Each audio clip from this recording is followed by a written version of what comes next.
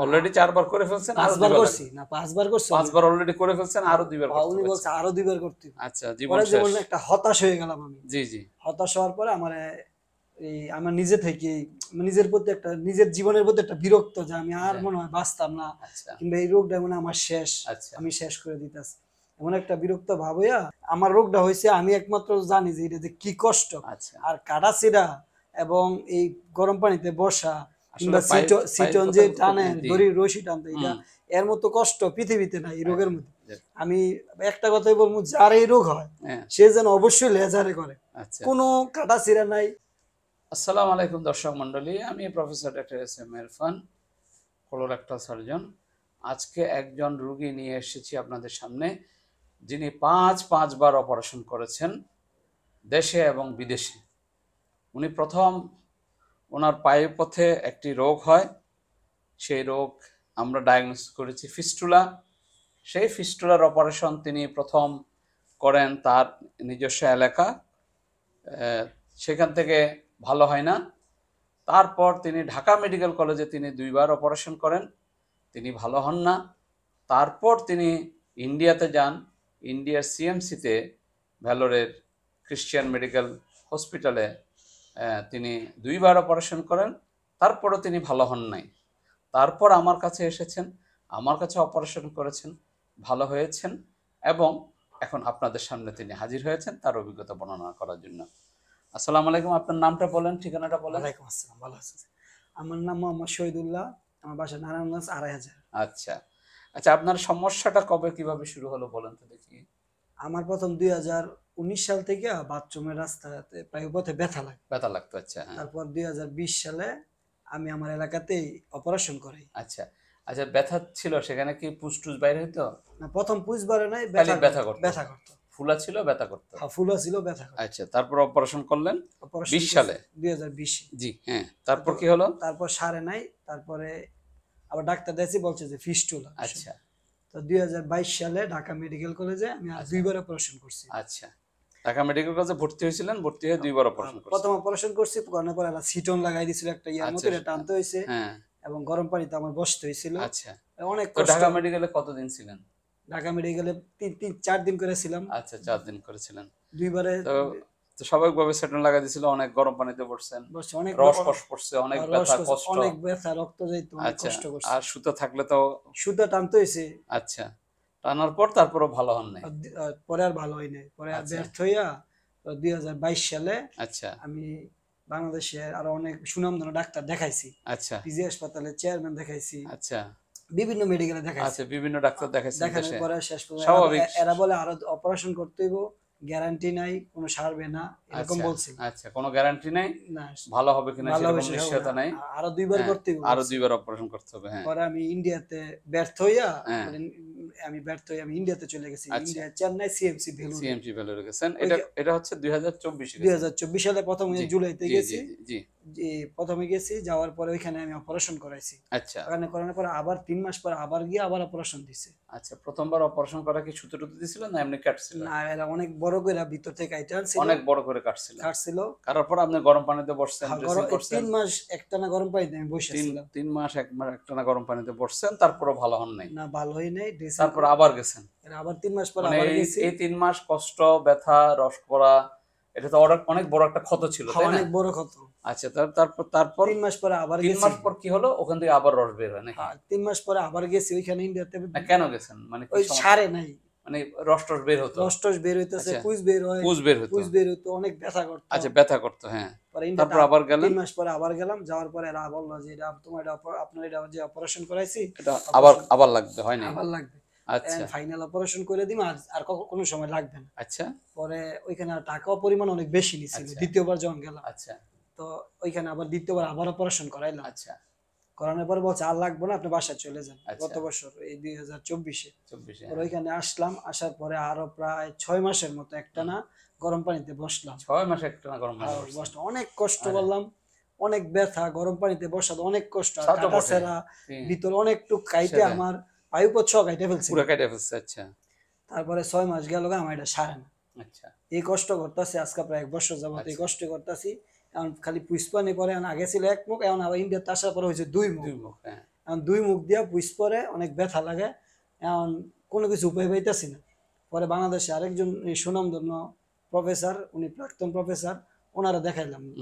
ওনারা দেখানোর পরে উনি ক্লোনোস্কোপি করছে, ক্লোনোস্কোপি করে বলছে আপনার এটা কমপ্লেক্স ফিস্টুলা, আপনার এটা আরো 2 বার অপারেশন করতে হবে। আচ্ছা, অলরেডি 4 বার করে ফেলছেন, 5 বার করছি না, 5 বার করছি, 5 বার অলরেডি করে ফেলছেন, আরো 2 বার করতে হবে। উনি বলছে আরো 2 বার করতে হবে। আচ্ছা, জীবন পরে শেষ। জীবনে একটা হতাশ হয়ে গেলাম আমি। জি জি। হতাশ হওয়ার পরে আমার নিজে থেকে নিজের প্রতি একটা, নিজের জীবনের প্রতি একটা বিরক্ত, যে আমি আর মনে হয় বাঁচতাম না, কিংবা এই রোগটা মনে আমার শেষ, আমি শেষ করে দিতেছি, এমন একটা বিরক্ত ভাব হইয়া আমি ফেসবুকে, ইউটিউবে এমন দেখতেছি কি করলে ভালো হবে, এগুলো দেখে দেখে পরে স্যার আমি দেখলাম যে সবচেয়ে বেস্ট এমন চিকিৎসা হলো লেজারের চিকিৎসা। আচ্ছা, তো আমি বাংলাদেশের টপ যে কে লেজারের জন্য সবচেয়ে ভালো, আমি ফেসবুকে, ইউটিউবে সার্চ দিলাম যে স্যার আপনারা সন্ধান পাইলাম। আচ্ছা, সন্ধান, তাহলে আমার সন্ধান পেলেন এই ইউটিউবে সার্চ দিয়ে? হ্যাঁ, ইউটিউবে দেখে আচ্ছা আসলাম, দিয়ে দেখলেন যে আমি লেজার দিয়ে করি, লেজার দিয়ে করেন, এবং বাংলাদেশের মধ্যে টপ 10 এর মধ্যে ফার্স্টে আপনি আছেন। আচ্ছা আচ্ছা। পরে আপনার কাছে আসলাম, আসার পরে আপনি আমার কাছে আসছেন হচ্ছে এই জুলাইয়ের 5 তারিখ। হ্যাঁ, জুলাইয়ের প্রথম 2025। হ্যাঁ, 5 তারিখ আসছি। আসার পরে আপনার দেখালাম, আপনি বলছেন যে একবার করলেই চলবে, কোনো কাটা ছিঁড়ে নাই, শুধু লেজারে একবার করলেই হবে, ইনশাআল্লাহ গ্যারান্টি, আল্লাহর রহমতে সেরে যায়। আচ্ছা, তো এটা আশ্বস্ত পাইলাম যে একবার করলে আমার হইব, কোনো কাটা ছিঁড়ে নাই, গরম পানি বসতে হইব না, এত কষ্ট করছেন সেই কষ্ট আর নাই না। তারপরে আমি এই 2000 আমি যখন বললাম যে আপনার এটা কাটা ছিঁড়া নাই, কষ্ট নাই, আপনি কি বিশ্বাস করছিলেন? আর আপনার যারা রোগী আছে, যারা করাইছে, এদের সাথে আমি কথা বলছি, ওদের সাথে কথা বলছেন? ওদের সাথে কথা বলছি বাইরে গিয়া, ওরা বলছে যারা করাইছে, ওরা বলছে স্বাভাবিক, বিশ্বাস করা তো কঠিন, কারণ ইন্ডিয়াতে গেছেন, ভ্যালোরের মতো জায়গায় সিএমসি তে অপারেশন করছেন, তারা কাটছে, কাইটা পায়খানা রাস্তা শেষ করে দিছে, ঢাকা মেডিকেল কলেজে কাটছে, আর আমি বলতেছি কাটা ছিঁড়া লাগবে না, কাটা ছিঁড়া, গরম পানি নাই, কোনো কিছু গরম, তাহলে এটা বিশ্বাস করাই তো কঠিন। আচ্ছা, যাই হোক, অন্য রোগীদের সাথে কথা বলে বলছেন যে সত্যি আমার এখানে কাটা ছিঁড়া লাগে না, ড্রেসিং নাই, গরম পানিতে বসা নাই। তারপর আমরা অপারেশন করলাম। তারপরে 20 তারিখ, আগস্টের 20 তারিখ আমি অপারেশন করলাম। জি স্যার। আমি কি কাটা ছিঁড়া করছি? না, কোনো কাটা ছিঁড়া আপনার ওখানে হাতে কোনো কাটা, ওই যে পায়ে পথে কোনো কাটা ছিঁড়া ছিল? হাত দিয়ে বুঝছেন? না, কোনো কাটা যেরকম ছিল সেরকমই ছিল। আচ্ছা, কোনো কাটা ছিঁড়া নাই। আমার স্যার লেজার আপনি অপারেশন, আপনি কোনো গরম পানিতে বসছিলেন? না, আমার কোনো গরম পানিতে বসেন, শুধু স্যার 2টা মলম দিবেন, যে এই মলম 2টা আমি লাগাইতেছি, পায়খানার রাস্তায় 2টা মলম দিতে বলছি। জি, আর ওষুধ খেতে বলছি, এই তো? আর যে ওষুধগুলো দিয়েছেন ওষুধ নিয়মিত খাইতেছি। তারপর অপারেশনের পর কি খাওয়া দাওয়া কি করছেন? একদম স্বাভাবিক, আমি গরুর গোশত খাইছি, খাসির গোশত, মুরগির গোশত। আচ্ছা, বলছে যে গরুর গোশত, খাসির গোশত, মুরগির ডিম সবই খাইছেন? সব খাইছি, হাঁসের ডিম, সেদিন হাঁসের গোশত খাইছি, হাঁসের গোশত, হাঁসের ডিম সবই খাইয়ে ফেলছেন? সব খাইতেছি। আমি বলছি যে সব খাইতে পারবেন, জি স্যার, কোনো নিষেধ নাই, তাই না? জি, কোনো গরম পানিতে বসা নাই, কোনো ড্রেসিং নাই, কোনো তারপর খাওয়া দাওয়ারও কোনো নিষেধ নাই, সব কিছু খাইছেন। খাওয়ার পর তারপর আজকে আসছেন আপনি, এর মধ্যে মাঝখানে আসছিলেন 2 বার। তারপর আমি দেখছি যে সবকিছু ঠিক আছে, আজকে আসলেন, আজকে আমি দেখলাম, দেখার পর আমি কি বললাম? ভালো হয়ে গেছে, আমার পুরোপুরি ভালো হয়ে গেছে, সব ওষুধ বন্ধ করে দিয়েছি না? সব ওষুধ বন্ধ। আপনার কি মনে হয় পুরোপুরি ভালো হয়েছেন? জি, আমার কোনো আর পুষ্পানি পড়ে না, কোনো ব্যথাও করে না, কোনো পুষ্পানিও নাই, কোনো ব্যথা নাই, আলহামদুলিল্লাহ আমি পুরোপুরি সুস্থ। আমি কোনো পুষ্পানি নাই, কোনো ব্যথা নাই, কোনো কাটা ছিঁড়া নাই, ক্ষত নাই, কোনো কিছু নাই। আরেকটা আছে, আপনার টয়লেটও তো এখন আগের তুলনায় অনেক সহজ হয়েছে না? আগে টয়লেট করতে একটু কষ্ট হইতো, ওইটাও আমি ঠিক করে দিয়েছি। আপনার টয়লেটের পাইপপথের সমস্যা ছিল, হাই অ্যানাল টোন বলে পাইপপথ সরু ছিল, আগের অপারেশনের কারণে এটা হয়, ছোট হয়ে গেছে, সেটাও আমরা করে দিয়েছি লেজারের মাধ্যমে। তাহলে আপনার ফিস্টুলা, জটিল ফিস্টুলা 5 বার দেশে বিদেশে অপারেশন করে ভালো হন নাই, সেটা যেমন ভালো করেছি, সাথে আপনার পাইপও ঠিক করে দিয়েছে, সবগুলো কাটা ছিঁড়া ছাড়া লেজার দিয়ে। জি, এটা কি ম্যাজিক মনে হয় না আপনার কাছে? স্যার, এটা আমার কাছে আল্লাহর একটা কুদরত স্যার। এটা আমার রোগটা হয়েছে, আমি একমাত্র জানি যে এটা কি কষ্ট।